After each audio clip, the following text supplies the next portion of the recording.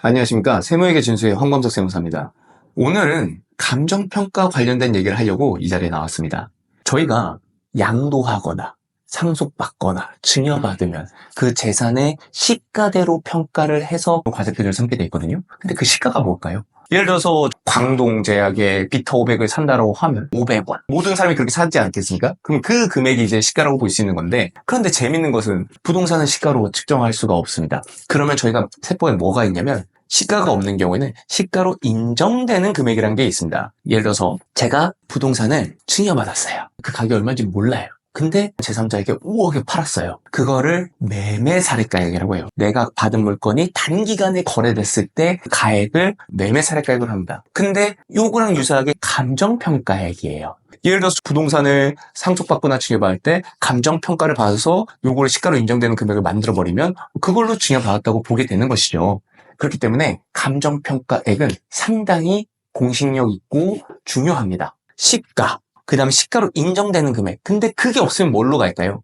공시지가 또는 개별주택가격. 저희는 기준시가라는 표현도 씁니다. 시가, 시가로 인정되는 금액, 그리고 저기에 기준시가가 있다고 보시면 되는 것이죠. 납세자가 증여를 받거나 상속을 받을 때는 최소한의 세금만 물고 싶죠. 당연히 그렇지 않겠습니까? 그러면 시가나 시가로 인정되는 금액은 거의 시세에 맞춰서 나오기 때문에 너무 부담스럽다. 그런데 기준시가는 50% 정도 되는 수준이니까 이 기준시가로 해서 받으면 안 될까 해서 과거에는 그렇게 많이 했었어요. 근데 국세청에서 봤을 때 이거 너무 공평하지 않은데 난 판단을 했고 2020년부터 꼬마 빌딩 감정평가 사업을 시행했어요. 나대지나 꼬마 빌딩에 대해서는 국세청이 자체적으로 5개 감정평가법인을 이제 선임을 해서 A가 이 꼬마 빌딩을 증여받았는데 기준시가로 신고했어. 근데 내가 봤을 때 이게 시가가 최소한 200억은 넘을 것 같거든? 이거 감정평가 해봐야 되겠다 해서 감정평가법인에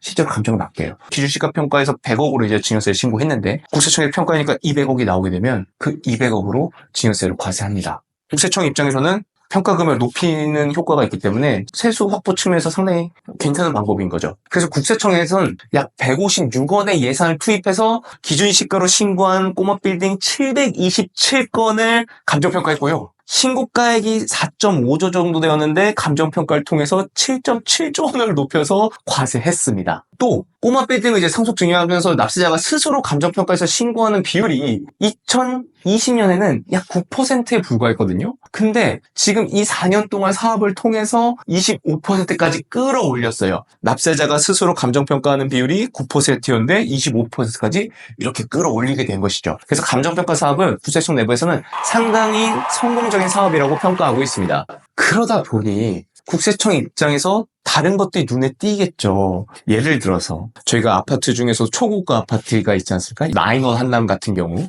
전용 면적이 273제곱미터면 이제 요새 한 220억 정도 시가가 되거든요. 근데 그 공시가격이 86억 원이에요. 그럼 비율이 시가 대비 공시가격이 한 40% 정도 나오는 거예요. 근데 국세청 입장에서는 시가랑 차이가 너무 많이 나는데, 근데 또 그 유사한 게 아크루 리버파크, 또 아크루 서울 포레스트, 이 초고가 아파트가 시세 대비 비율이 40% 정도 된다고 판단하고 있는 것이죠. 그래서 국세청에선 2025년도부터 감정평가 사업 범위를 확대하기로 했습니다. 예전에는 꼬마 빌딩과 나대지에만 적용하던 그 감정평가 사업을 이제 초고가 주택에도 적용하겠다라고 하는 것이 이 보도자료의 취지예요.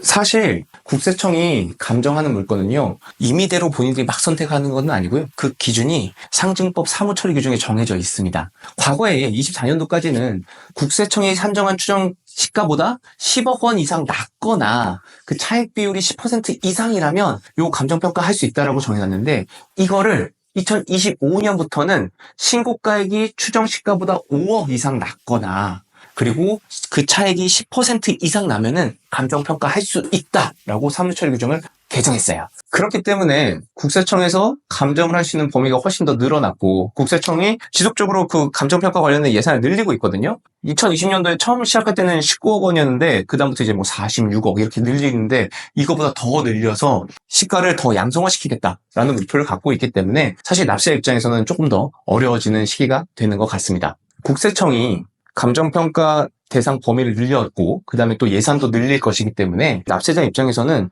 운신의 폭이 더 좁아진 게 사실입니다. 그렇기 때문에 감정평가를 받아야 되는 상황이라면 감정평가를 받되 어쨌든 최대한 자신의 의도가 반영될 수 있게 감정평가를 받는 게 되게 중요해졌다고 저는 개인적으로 판단을 하고요. 이 부분도 미리 좀 준비를 하시는 것도 나쁘지 않을 것 같습니다. 국세청에서는 추가적으로 부동산 과다보유법인이 직간접적으로 보유한 골프장, 호텔, 리조트 등에서도 감정평가를 강화하겠다고 발표를 했는데요. 법인을 평가할 때 이 법인이 얼마를 벌지? 그래서 순손익가치라고 하고 이 법인이 자산을 얼마나 가지고 있지? 그걸 순자산가치라고 합니다. 그걸 가중평균해서 이 비상장 법인의 주식가치를 평가하게 되는데 만약에 이 비상장 법인이 가지고 있는 자산가치가 갑자기 확 늘어나게 된다면 저희가 보충적 평가로 방법 평가했을 때 50억이었는데 시가평가가 100억으로 올라간다면 그럼 이 주식가치 역시도 동시에 올라가게 되는 것이죠. 그렇게 되면 이 주식가치가 올라가게 됨에 따라 상속이나 증여할 때 세금이 또 많이 발생할 수 있게 되는 것입니다. 국세청은 향후에 이렇게 과세할 예정이다. 이렇게 감정평가 사업을 넓혀갈 예정이다. 라고 현재 발표한 상황입니다. 그렇다면 납세자 입장에서 어떻게 해야 될까요? 납세자 입장에서는 어떤 자산에 대해서 감정평가를 받고 어떤 자산에서 감정평가를 받지 않을지에 대해서 전략적으로 선택하셔야 되고요. 큰 부동산 등이 움직이는 경우에는 감정평가를 당연히 받으셔야 되지만 어떻게 하면 낮게 받거나 어떻게 하면 높게 받을지에 대해서 충분히 한번 고민을 해보신 다음에 업무를 진행하시는 게 좋을 것 같습니다. 여태까지 감정평가 범위 확대에 대해서 말씀드린 황범석 세무사였고요. 오늘도 경청해 주셔서 감사합니다.